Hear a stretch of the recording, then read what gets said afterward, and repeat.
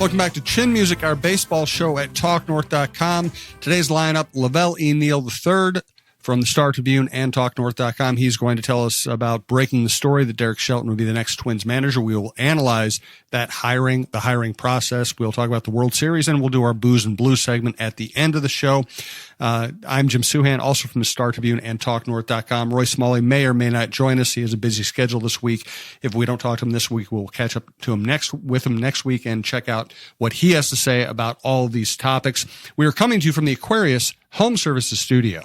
Scott for Aquarius, where we make home services easy. Summer's wrapping up and those cold, crisp mornings are on the way. Is your furnace ready for the change of seasons? Upgrade now with 36 months 0% financing and stay comfy from the last warm afternoon to the cold winter ahead. Beat Mother Nature at her own game. Schedule your free estimate at AquariusHomeservices.com.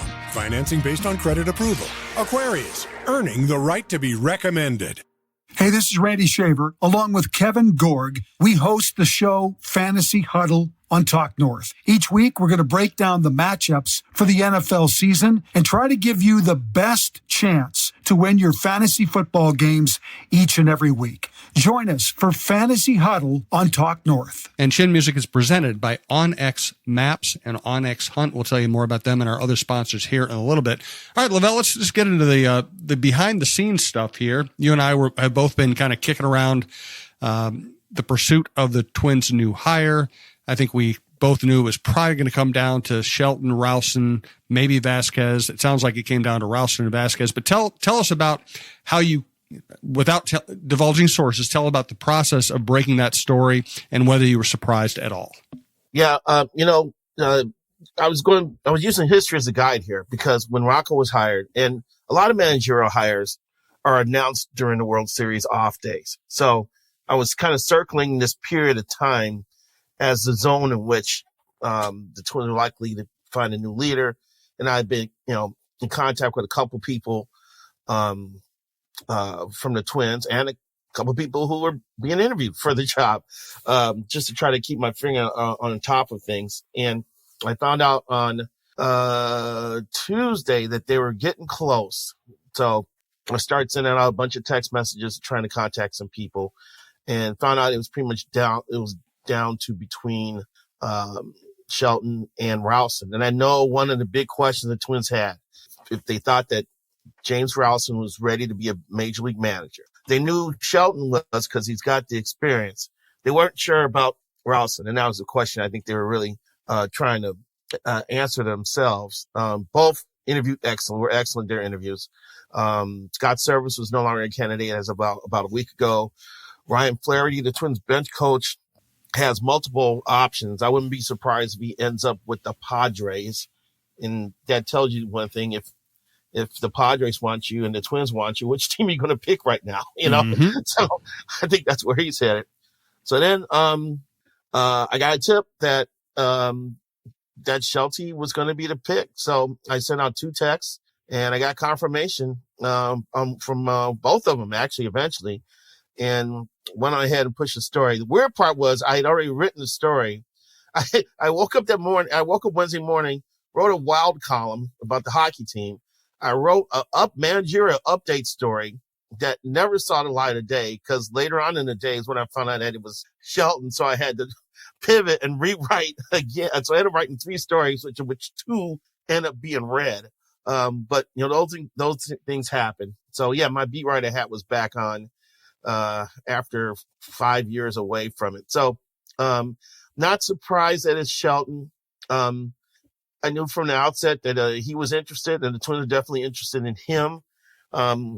They know him well here. The staff, from the equipment director, from the traveling director of team travel, from Falvey, people within the organization. He's well liked and well supported here, and he was here for the Twins in 2018. That's the other thing too. Shelly was here for Molitor's last year as manager and Rocco's first year. So that really helped with the transition when Rocco came in as a new manager and never managed ever in his career. And then he went to Pittsburgh, which you could argue is a worse organization than the Twins in terms of providing funds for a roster. And that didn't work out. So Shelty comes back here And he is the first manager the Twins have hired with previous managing experience since Gene Mock. So that's how long it's been since then. A lot to get to here. We will get into my opinion on the hire, more background from LaVelle and what LaVelle thinks about the process and the actual hire. We do want to thank Onyx Maps. Let's start with this. Hey, it's about ice fishing time. And you want to, when you hit the frozen water, you want to have the help of OnX Fish. The Fish app is the most comprehensive fishing tool for increasing your confidence on ice. Use OnX Fish to find new places to fish and sort lakes by species, abundance, trophy, and keeper potentials. OnX Fish also shows you hot spots, lake by lake regulations, and private and public land ownership information. For a limited time, download OnX Fish for free in Minnesota and Wisconsin, or go to onxmaps.com/fish to get more information on the app that is changing the game on ice. All right. So let me start with my opinion, and I want to be really clear about this. I think, you know Shelton a lot better than I do, but I know of him. I've talked to a million people about him. I think highly of Shelton. I think he's a reasonable hire. I think symbolically where this organization is right now and what they're being accused of as far as just being very content to just save money and not compete and do status quo things, I think he's a terrible symbol. I think he's exactly the kind of hire that's going to further turn away the average fan who's looking for a sign of hope. What do you think of all that? Yeah, I read your column. I thought it was interesting. I thought it was well done. And I mean, you made a good point about the Twins not. I don't know if they're being reluctant, timid, or deliberately avoiding stepping outside the box a little bit and giving someone a chance like Ralston instead of basically bringing in well, I guess you could say he's a retread. He's managed before. So I could definitely see that point. We don't know what's been said or what was said to them during these interview sessions or what resonated with them. It seems to me that James Ralston has built his career up to be a manager. His stops along the way with the Cubs, here with the Twins, the Bomber Squad, with the Yankees, with the Detroit Tigers, and that means, I think he was around for a couple of Miguel Cabrera's last years, and then he worked with A-Rod with the Yankees, and he worked Aaron Judge and Juan Soto for a year, and Giancarlo Stanton. He coached under Don Mattingly, who was one of the sharpest baseball people I've ever encountered, in my career. It just seems like he's well prepared to get this chance. And this is a league where the Washington Nationals are about to hire a 33-year-old guy that managed their team who, managed the Miners for a couple of years. A 33-year-old person, and the Twins stepped outside the box before with Rocco. And in the first year, they won 101 games, and then in 2023, Rocco was able to beat the Toronto Blue Jays in a series and that drought. So, and that was from kind of stepping outside the box a little bit. So yeah, you could make the claim that the Twins swung and missed in terms of making kind of a symbolic move here to kind of signal their intentions of how they want the organization run. Also, the Twins have never, Twins all the way back through the Washington Senators, we're talking about 100 plus years, have never had a black manager or a Latin American manager. And I think that you could debate whether Ralston or Shelton was a better candidate, but I think they were very close. I think it should have been at the very least a close competition. I would have favored Ralston just because of charisma, personality factors, and the fact that I think he's on his way up and could be something special. And I think he'd be a great communicator for these young hitters. But if it's anything close to a tie, I would rather see them actually, not hire the 18th straight white guy. No. Hey, you want to talk about decision-making? Here, Kirby Puckett's the only person of color who's been in a decision-making role in this organization. And let's be honest, Kirby was not in a primary decision-making. He was more of a celebrity vice president. He was not somebody who was really making decisions. So listen, I'm not ripping on any individual. I've liked and respected and thought highly of most of the people I've covered in the Twins organization. But this is just a perfect opportunity to do things a little differently and maybe better. Right. And this kind of goes against what they've done under Falvey. I mean, hiring Falvey was doing things differently. Yep. Hiring Rocco was doing things differently. You could argue they've taken a step back with this. But that's before we've seen Shelton manage a game now. He's got experience. I'm curious to see what his staff is going to look like. Who he's going to keep over from the current staff, and who's he going to bring in from the outside.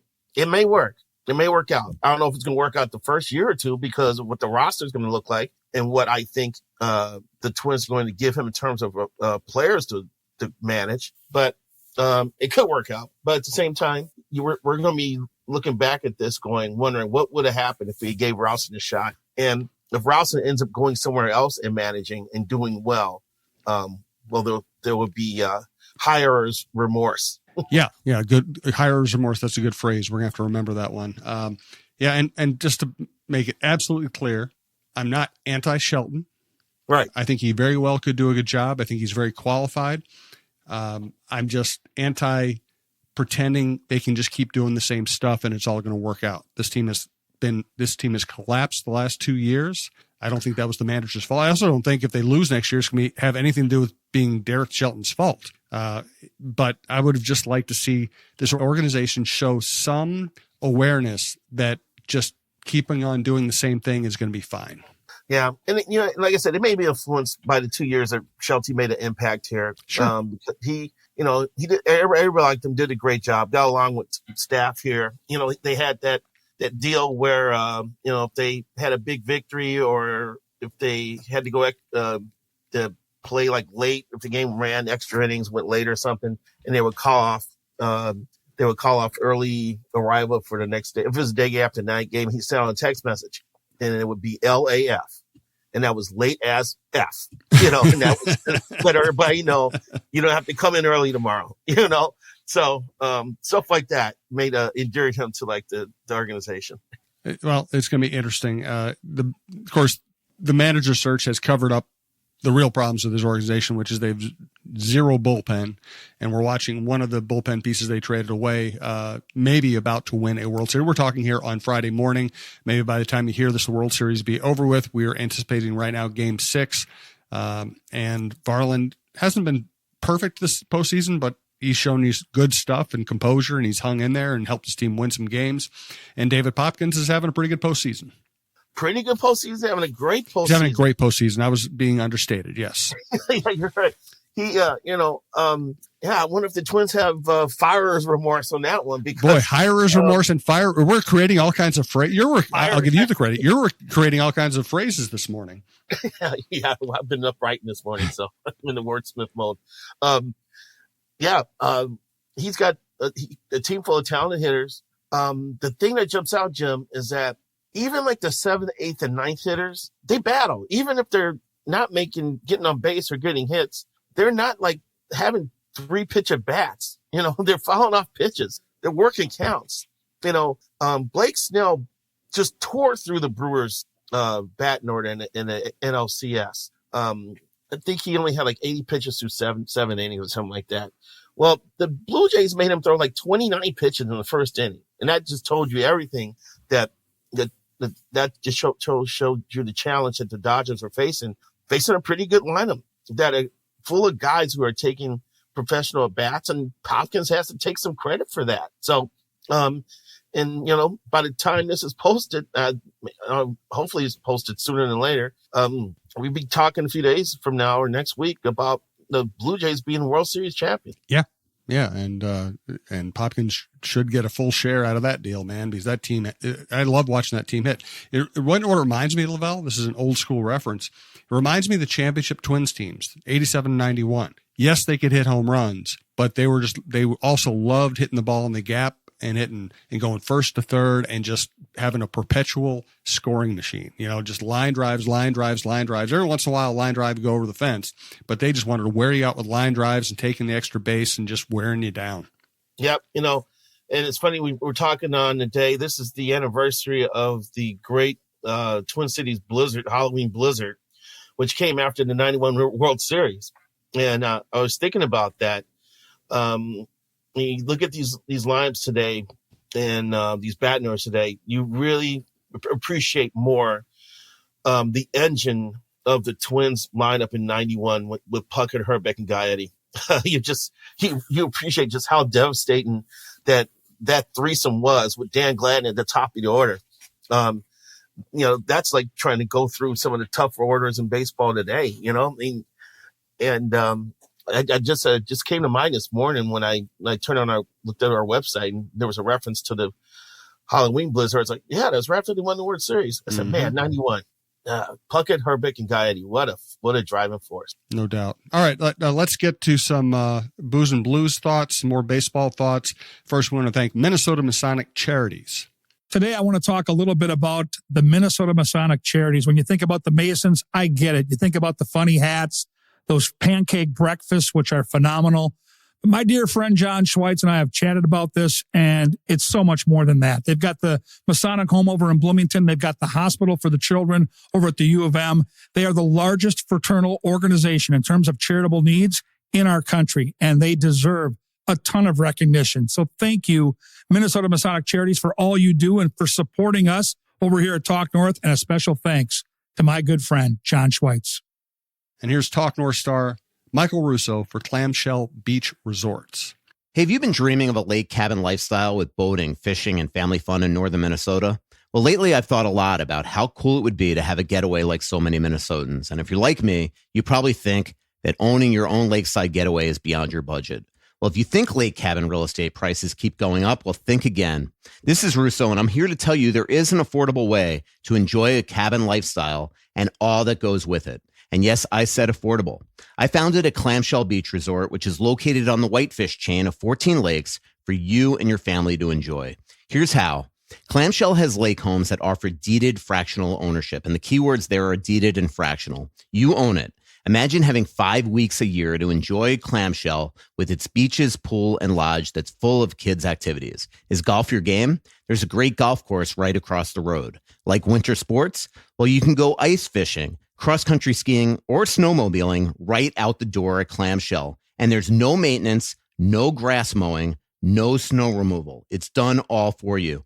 And you can own a share of Clamshell Beach Resort at an affordable price. To learn more about ownership opportunities at Clamshell Beach Resort, go to cottagesonwhitefish.com or contact Pat Egan at 612-220-9819. That's cottagesonwhitefish.com or Pat Egan at 612-220-9819. Reminder at TalkNorth.com, we've got this show with Roy Smalley, LaVelle E, Neal, myself. We have 3 Viking shows, including the Viking Update show, which is also on YouTube. We have Alec Lewis's Viking show, Jeff Diamond's Viking show. We have Russo and LaPanta on hockey. We have Randy Shaver on high school football. We have Randy Shaver and Kevin Gorg on fantasy football. That show is a hoot. Check it out. Don Mitchell's interview show, Mark Rosen's Sports Monday, John Krasinski on basketball, outdoor content, and we always have so many shows I can never remember them all. Check it out. We're doing the Viking Update show and the John Krasinski on YouTube as well as on audio. Check it all out, and we do appreciate it. It's been a blast to build this network and have so many people listen and have so many great sponsors join us. All right. Any thoughts on the Dodgers? Because they have the star power. They have the starting pitching, but it is fascinating to see a team that, whatever they have invested in payroll, 200, 300 million, whatever it is these days, not have much depth. I'm glad you brought that up because I've been amazed at how Toronto's been able to pitch to the Dodgers lineup. Mm-hmm. That surprised me. Even with Ohtani doing ridiculous things, getting on base 9 times, which is unbelievable. Of course, 5 were intentional walks. You have a lineup of Mookie Betts, Will Smith, Freddie Freeman, Teoscar Hernandez, and the Blue Jays have been able to kind of keep them at bay, except for when Ohtani's being great. Mookie hasn't been that great. Freeman's been okay. Will Smith's been good. I give it that. Will Smith has been largely been pretty solid during the postseason, but you could pitch to the Dodgers. What a surprise. And that, and you know what, Jim, you brought up the whole depth thing too. If they had the Twins bullpen, not the second half Twins bullpen, the first half Twins bullpen, they would have made a mockery out of the NL West, and just rolled through everything. They could use Brock Stewart in this World Series, but he broke down after being traded. Too bad for Brock because I like the guy and he kept breaking down. But for a team with a payroll as high as the Dodgers, and they still can't figure out a bullpen, that's shocking. And they can't, add a bat to deepen their lineup. that's surprising. So, that definitely stands out. Team building versus buying the most expensive players. There's got to be a little bit of a balance. No doubt about it. All right, let's get to our Booze and Blues segment. I'm going to challenge you, LaVelle, and I'm going to give you a minute to think about it while I give you my answer. What is your guilty pleasure? We'll have to ask Roy this next week. What's your musical guilty pleasure? Musical guilty pleasure. I will start. See, I don't want to go too deep into my biography here, but I basically moved from a place where I loved going to school in Maryland to an all-boys Catholic school in St. Louis. I really hated my life for a couple of years. The only people who were nice to me at that school were the burnouts, just because they were cool, laid-back dudes. That's where I started playing guitar and hanging out with people in basements and listening to music. And they liked kind of hair bands back then, right? And they liked kind of poppy rock. And so got into like Rush, got into Styx, got into REO Speedwagon. And then as my musical taste developed, I learned to hate those bands, and I went more toward classic blues and rock and, and more lyricists, more singer-songwriter type stuff, more, blues, more funk, more everything else. I kind of moved away from the poppy stuff to that. And every once in a while, I find myself seeking out a song from one of those bands I liked when I was 16 years old, because they all went in directions I didn't necessarily approve of eventually, but some of their early straight rock and roll stuff was really good. Like REO Speedwagon, before they started doing all the sappy ballads, they did some really good, just straight rock and pop stuff and with great musicianship. And I was thinking about today, Styx. Styx eventually became known for the sappy ballad and the high, operatic singing and all that. But when Tommy Shaw sang their songs, when he was kind of the driving force, they were a hell of a rock band. And, it's like every time you go to see a Steelers game, the Styx song that they play before the fourth quarter comes on, Blue Collar Man. I mean, these were really good rock bands who just ended up figuring out that doing ballads in the power ballad era was the way to make money. So those are my guilty pleasures. Well, God, growing up in Chicago, it was all R&B for me. I listened to all the R&B stations, and I used to get mad because we would drive 2.5 hours outside Chicago to visit the grandparents, and an hour into the drive we get out of range of the radio station. And then I'm forced to listen to Paul McCartney and Wings and Christopher Cross and, and things like that. Yacht rock. Yep. When I got into college, my musical horizons has started to expand, especially in the 80s, which was a crazy decade for music. My freshman year at Illinois was right after Michael Jackson's Thriller album came out. Queen, it came out with The Game. Bruce Springsteen's Born in the USA came out. Cyndi Lauper's big album came out. Huey Lewis and the New Sports album, which had banger after banger on it, came out during that period. Talking Heads, Robert Plant, and my musical taste just kind of exploded.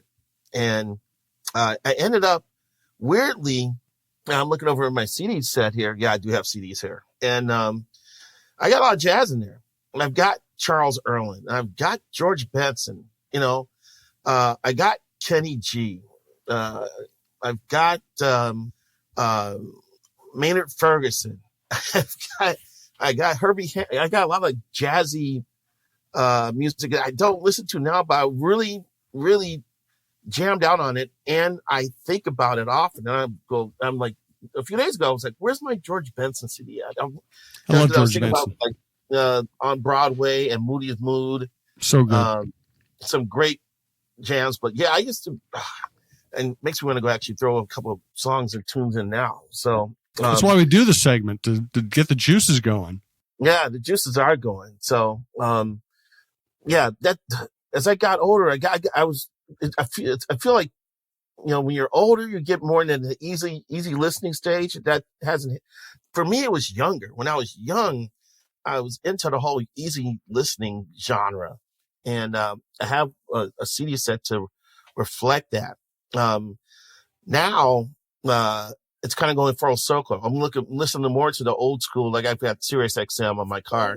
I'm going back to the old school jams, from the 70s and 80s, just old great R&B music. Because they just don't put it together today like they used to then. They don't. And when I'm not listening to sports talk, which it seems like I'm listening to 80% of the time, or unfortunately news talk, which depresses me. Yep. I'm listening to old school R&B. Good stuff. All right, LaVelle, congratulations on the scoop. Nice work this week. We'll talk to you again next week and talk about the wrap up of the World Series, and we'll start getting into Twins off-season issues. We'll probably have Roy back next week. Thanks to everyone who listens. We really do appreciate it, and we will talk to you next week.